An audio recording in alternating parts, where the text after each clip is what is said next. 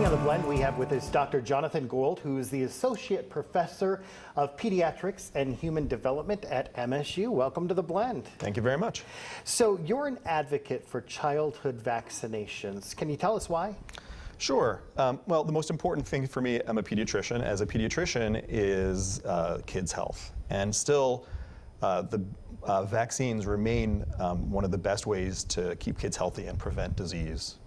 Are there any instances when when children should not get vaccinations? Yeah, there are very, very few. There are occasional reasons, but for the vast majority of kids who come into our office, they can get vaccines even if they're a little sick.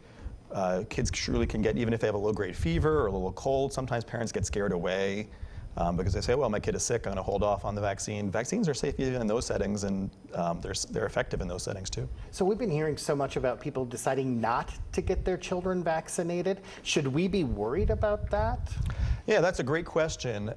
There is a lot of misinformation out there about vaccines. You know, it's natural, I think, when you don't see the diseases as much as you used to.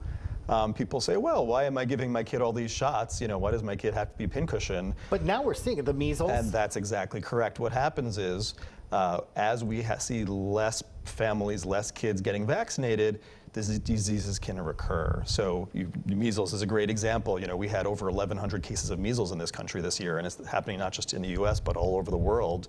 As people are vaccinating less, these measles that we once had thought we almost eliminated are coming back again. And this is really, really important because some kids can't get vaccines, and it's really important to protect them too. So there's so much information out there on vaccinations. Is there one resource that you tell your patients to go to check out, to get really the good information on it? Yeah, absolutely. So, you know, as I mentioned before, there's a lot of misinformation.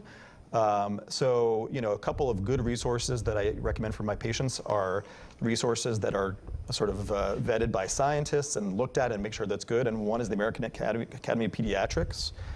They really have really good high quality information. And the other is the Center for Disease Control.